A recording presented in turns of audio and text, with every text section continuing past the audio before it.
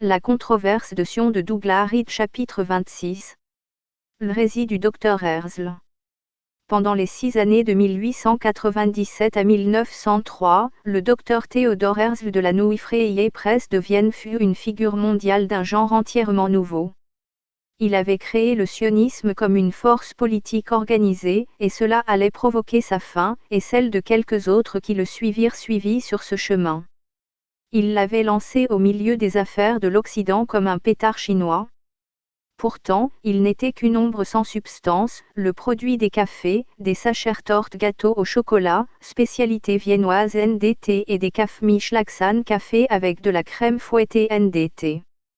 Il était comme homme utilisé pour ses relations, par l'astucieux fondateur d'une société, et abandonné quand la création était lancée. Il ne fut jamais réellement le leader, et commença à s'en rendre compte, avec un choc d'alarme, à son premier congrès de 1897, quand une communauté juive russe s'éleva sous nos yeux, dont nous n'avions pas même soupçonné la force.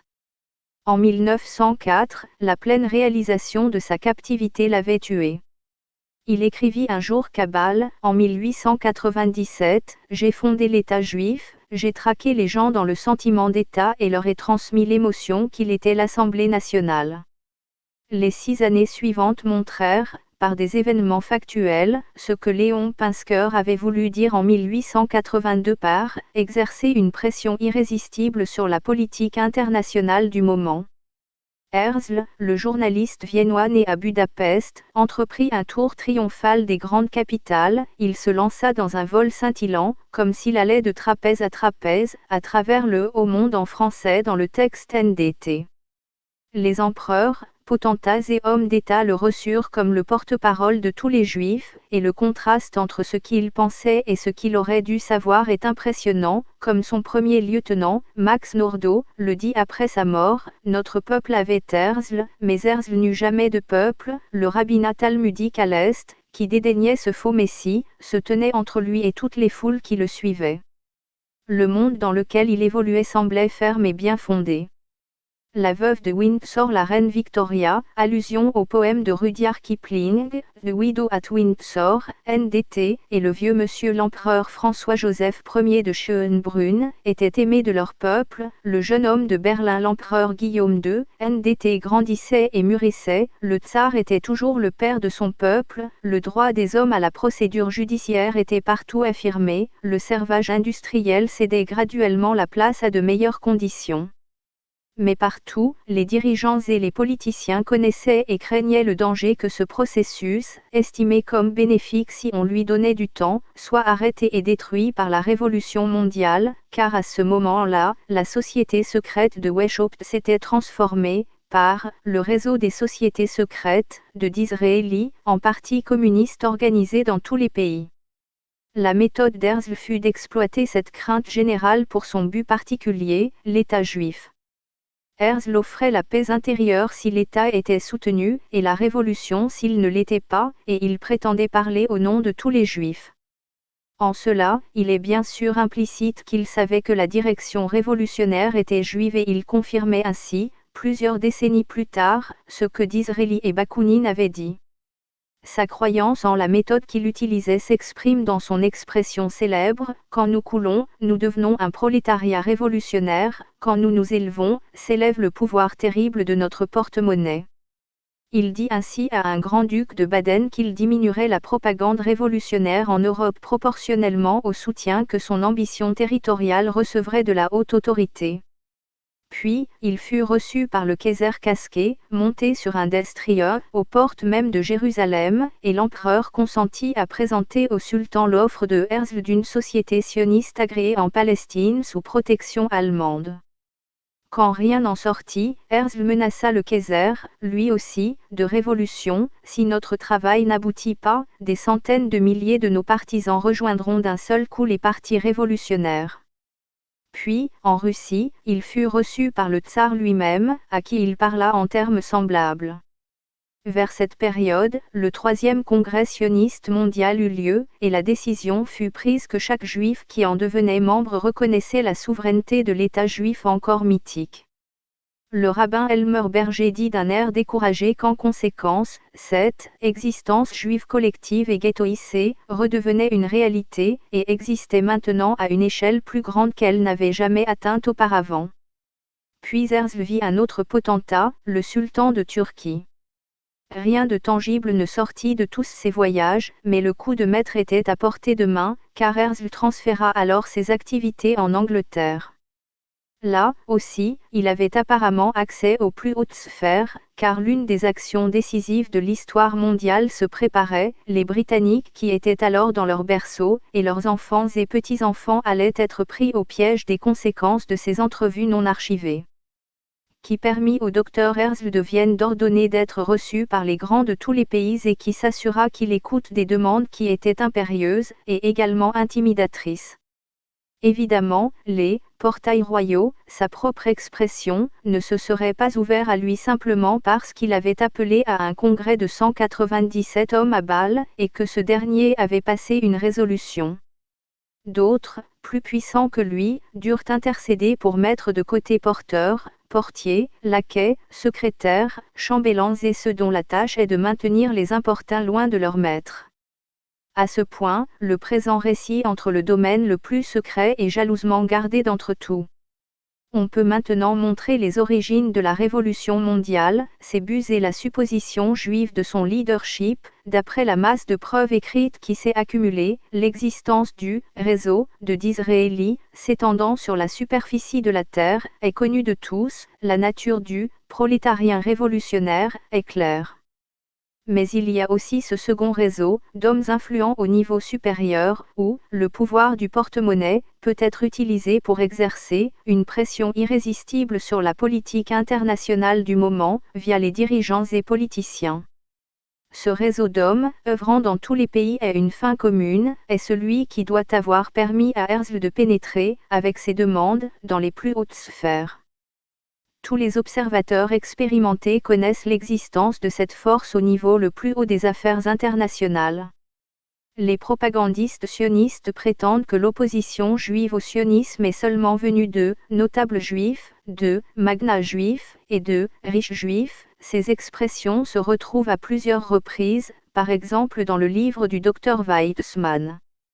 En fait, la division au sein du judaïsme était verticale, chez les riches comme chez les pauvres, et quoique la majorité des juifs occidentaux fût à cette époque violemment opposée au sionisme, la minorité comprenait des juifs riches et célèbres. Seuls ces derniers ont pu permettre au spectre du sionisme, en la personne du docteur Herzl, de s'introduire soudainement, par un saut à la Nijinsky, dans les cours et les cabinets, d'où il se mit à entrer et sortir comme s'il était né privilégié. Ceux qui l'aidèrent étaient clairement alliés avec le corps compact et organisé des sionistes, les communautés talmudiques de Russie. Le docteur Kastein dit que l'exécutif, mis en place par les 197 hommes à Bâle, était la première incarnation d'une véritable internationale juive. Autrement dit, quelque chose qui existait déjà reçu une expression visible. Une internationale juive existait déjà et était assez puissante pour ordonner partout des audiences royales, princières et ministérielles pour le docteur Herzl. Le chercheur ne pourra se faire une idée de ce réseau international d'hommes à la même vision, au plus haut niveau, à l'époque du docteur Herzl, qu'en rassemblant soigneusement des aperçus et des fragments significatifs. À notre époque, son existence et ses actions concertées sont clairement démontrables à partir de la masse croissante de littérature, comme ce livre le montrera dans ses chapitres suivants. Par exemple, le docteur Weizmann raconte qu'il dit au docteur Herzl que Sir Francis Montefiore, un juif de premier plan en Angleterre, était un imbécile, ce à quoi Herzl répondit « Il m'ouvre les portails royaux ». À nouveau, un certain baron de Hirsch était le protecteur financier en chef d'Herzl, et un partisan de ce baron de Hirsch, le comte Karl Launier, en citant des documents des archives secrètes de la cour impériale à Vienne, dit que le prince héritier Rodolphe d'Autriche, souhaitant faire un don à une amie avant son suicide à Möllin, obtint 100 000 guldens du banquier, le baron Hirsch, en échange d'un acte de gentillesse qu'il avait fait en décembre, quand il invita le banquier à rencontrer le prince de Galles, le futur roi Édouard VII. Le baron de Hirsch, suite à cette introduction, devint un proche du prince de Galles et le banquier privé et conseiller financier du futur roi d'Angleterre. Il était aussi le beau-frère d'un certain monsieur Bischofsheim, de la maison financière juive de Bischofsheim et Goldschmidt à Londres, dont un juif allemand très riche, Sir Ernest Cassel, était membre. Sir Ernest, comme le dit monsieur Brian Connell dans une étude biographique, hérita de l'amitié du baron de Hirsch avec le futur roi. Là où Hirsch avait été un intime, Cassel devait devenir l'ami personnel le plus proche d'Édouard VII. Il fut en effet le dernier proche du roi à l'avoir vu vivant, le roi, le jour de sa mort, insistant pour maintenir un rendez-vous avec Sir Ernest, et se levant pour s'habiller pour l'occasion. Dans la suite de ce récit, monsieur Connell dit, la petite fraternité internationale dont il, Sir Ernest Cassel, est devenu peut-être le membre principal se composait de tous les hommes avec des passés semblables aux siens, des gens qui l'approchaient au cours de ses voyages prolongés. Il y avait Max Warburg, le chef de la grande banque privée à Hambourg, Édouard Henzelin, le président honoraire de la Banque de Paris et des Pays-Bas, à Paris, Franz Philipson à Bruxelles, Wertheim et Gampertz à Amsterdam et, par-dessus tout, Jacob Schiff de la société de Kuhn, LB Company à New York. Les liens de race et d'intérêt liaient ces hommes. La toile de leur communication tremblait au contact le plus léger. Ils entretenaient entre eux un réseau incroyablement précis d'intelligence économique, politique et financière au niveau le plus haut. Ils pouvaient retirer leur soutien ici, fournir des fonds complémentaires là, déplacer des sommes d'argent immenses avec la rapidité de la foudre et la dissimulation, d'un bout à l'autre de leurs empires financiers, et influencer les décisions politiques de nombre de pays. Les liens de race et d'intérêt, la toile, le réseau, l'intelligence au niveau le plus haut, déplacer des sommes d'argent immenses, influencer les décisions politiques. Il ne peut raisonnablement y avoir aucun doute que c'était l'internationale juive, sur laquelle le docteur Castein écrivit, et le mécanisme qui fonctionnait, par-delà toutes les frontières nationales, pour soutenir le docteur Herzl. Rien de moins ne pourrait expliquer l'action que prit le gouvernement britannique, et s'il y avait un doute antérieurement, à propos de l'action concertée de cette force, supérieure et distincte des nations, les événements de notre milieu de siècle l'ont supprimé. Avec un tel pouvoir derrière lui, le docteur Herzl était dans une position pour faire des demandes et des menaces totales. Les hommes puissants qui formaient ce directoire international, le terme n'est pas trop fort, pouvaient bien, à ce moment-là, en tant qu'individus, ne pas croire au sionisme et y étaient peut-être même opposés, en privé. De l'avis de l'auteur, il n'était même pas assez puissant pour s'opposer ou nier le soutien d'une politique fixée par les sages de la communauté juive. Pendant que les conséquences des voyages du docteur Herzl prenaient secrètement forme, il continuait ses périples. Il était pris d'une fierté innocente envers son élévation soudaine, et aimait l'élégance de la société, l'habit et les gants blancs, les lustres et les réceptions. Les sages talmudiques de Russie, qui avaient grandi avec le cafetan et les peyotes papillotes d'été, et se préparaient à le renverser, dédaignaient, mais utilisèrent ce personnage typique de l'émancipation occidentale. En 1903, il eut des expériences stupéfiantes, ressemblant à celles de Sabbatai Tzvi en 1666. Il alla en Russie, et tout au long de son parcours des villes juives, fut l'objet d'ovations messianiques venant des masses peu éclairées. À cette occasion, il chercha à persuader la Russie de mettre la pression sur le sultan, sur la question de l'offre d'une société agréée en Palestine.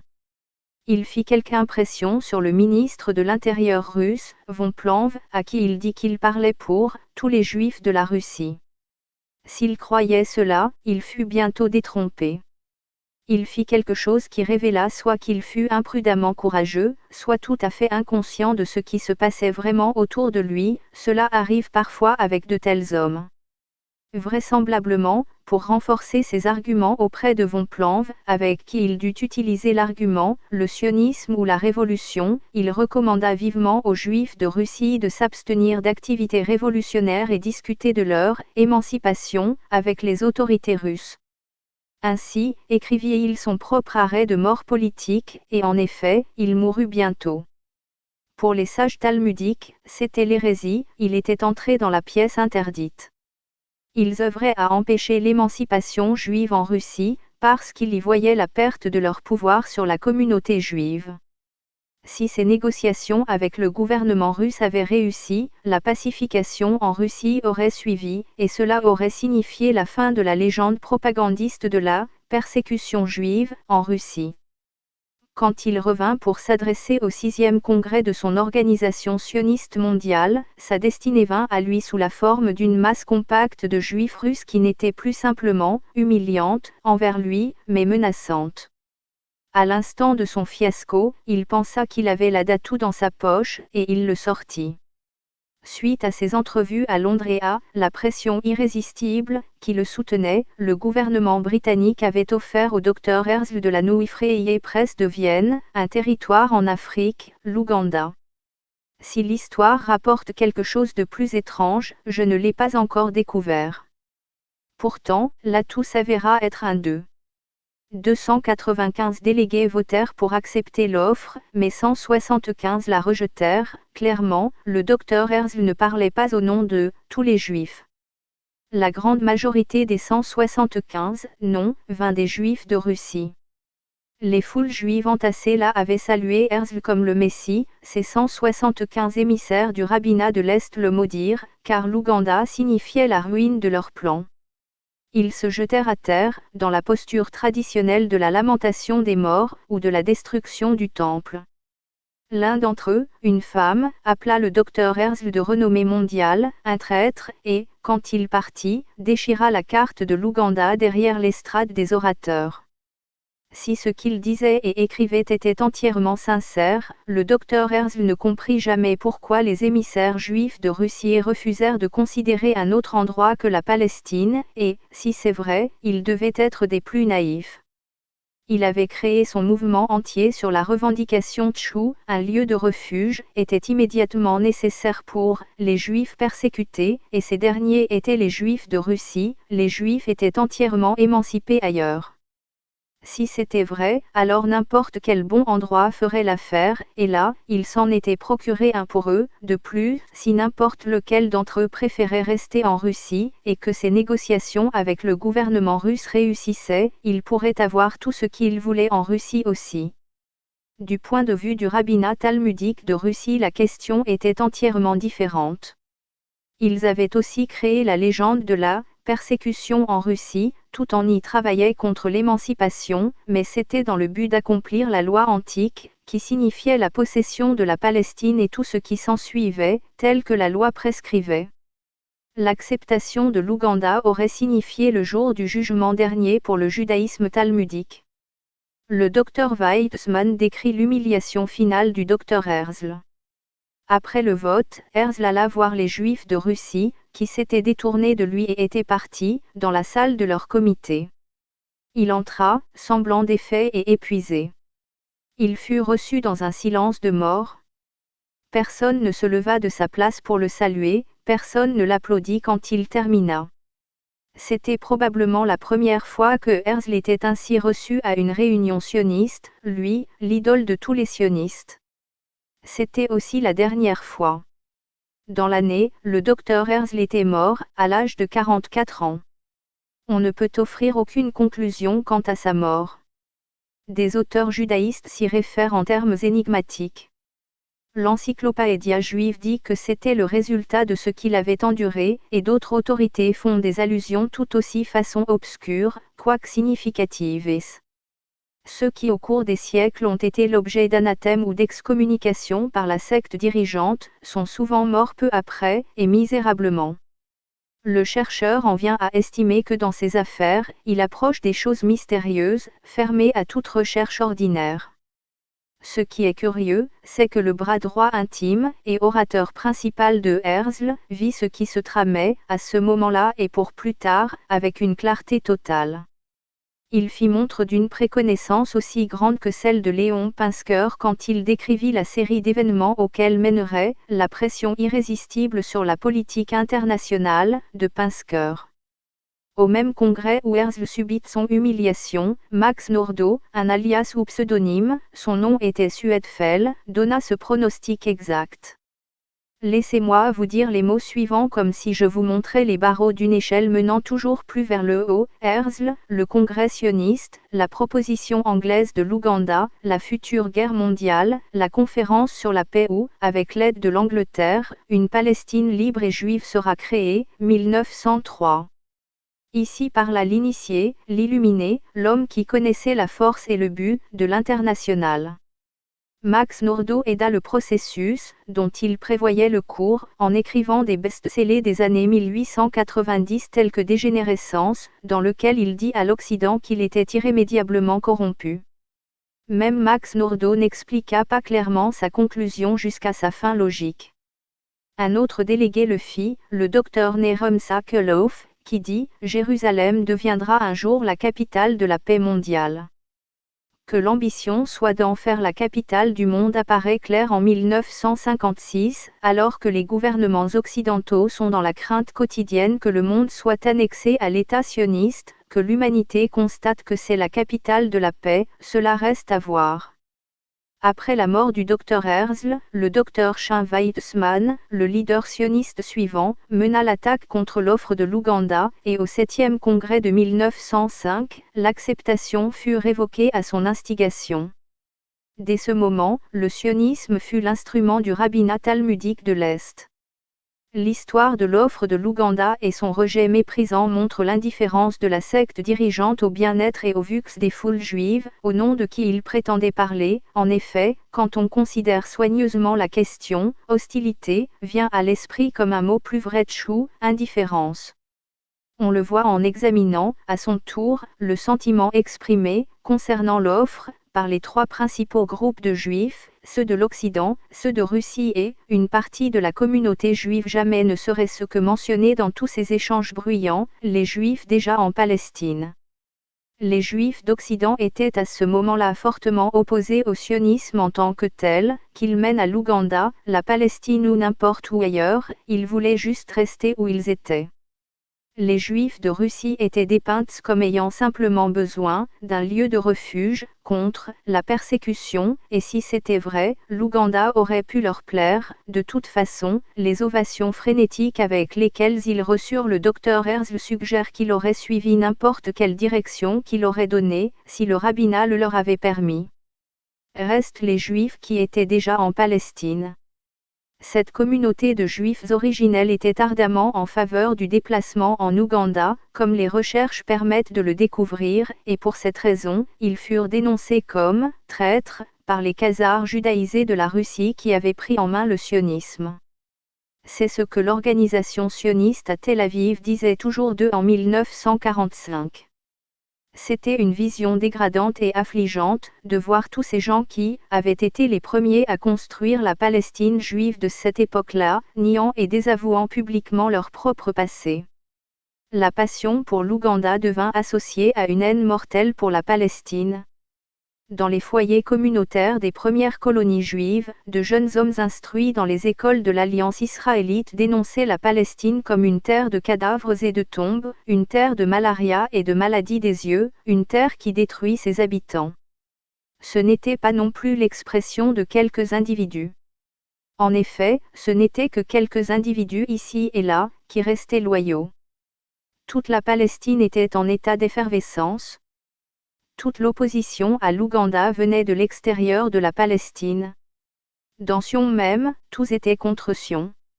Ce que les masses voulaient, juifs ou gentiles, ne comptait pas depuis 1903. L'acceptation ou le refus ne faisait aucune différence, l'offre avait été faite, et par elle l'Occident et son avenir furent impliqués dans une entreprise désastreuse, de manière prévisible.